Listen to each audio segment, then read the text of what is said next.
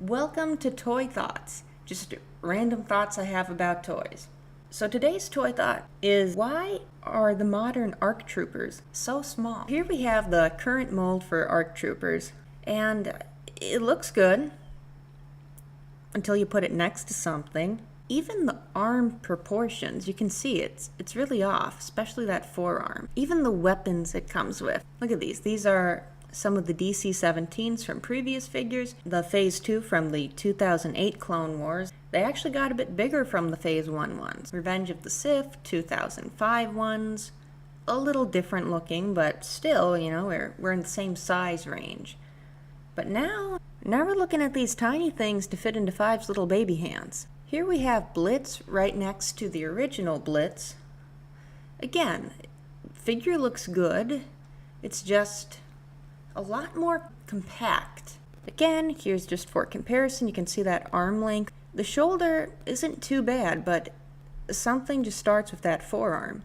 Now, there's probably an argument that you can make about, you know, Clone Wars proportions, it was a bit more stylized, but at the same time, I cannot help but feel like this new one is just all around smaller.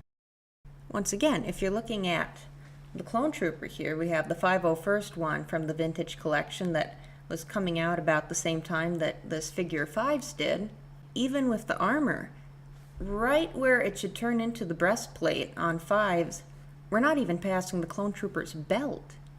It just kind of, when I put him with the other clones, it just kind of looks like maybe they said, okay, Mom says we gotta take little brother with us out today. All right, put some gear on him, you know, get him his pads. Don't want him to get hurt.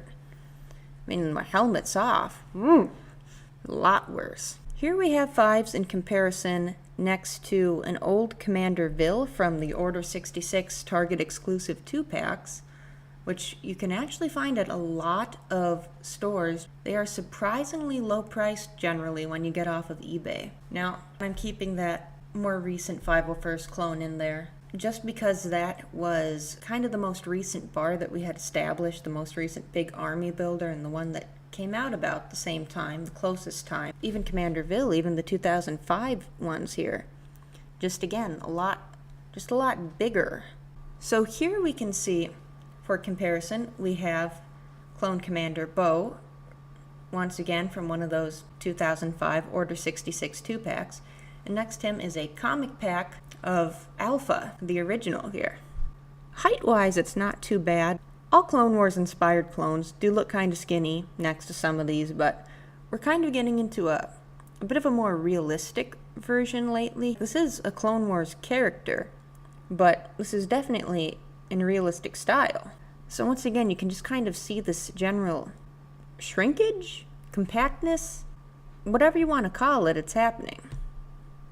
Here we're going to take a look at the latest versions of just generic Phase 2 clones, some of the ones that we're all trying to army build with. So here we have 5s, and on the right we have the Phase 2 Vintage Collection from Andor. So this is the one that does have a head underneath the helmet, and I think we can all agree this is probably the best Phase 2 clone we've ever gotten. Unfortunately, with the newer one here on the left, Hasbro has been choosing to get away from having an actual head underneath the helmet, which I am not happy with. I understand that there's a debate about what looks silly or not silly with proportion of fitting a head under the helmet. For me, it's always been a highlight that I get to take off this helmet and there's an actual thing there. It's okay, in a way, Clone Troopers are a little bit like dolls. You got your different armor, you got your different paint, and, you know, you got on. But the point is, it was always fun to take off a clone helmet and just kind of know, hey, look, it's a person. What haircut does this one have? Any unique things? Any tattoos? What's this guy look like? But Hasbro has been moving away from that. My guess would either be it's some money issue, or maybe they just think it looks better. I'm not entirely certain. But the thing I want to point out here is that by doing away with getting that head on there, we're getting taller. You can see, we are not even reaching the helmet when we're coming off of about third to fourth up the helmet on top of the double pauldron on 5s. So if this is to be our army builder going forward, our ARC troopers are just going to continue to look short. So here we're looking at the inflation calculator. Yeah, we all know inflation happens, and I know tariffs are probably another thing. There's many reasons just driving up the price of plastic right now. But what I wanted to show is that in 2008, if you're like me and it was kind of Clone Wars, and then you still kind of got that episode 3 stuff just a little bit on the back end there, and of course the Legacy collection coming in at the time.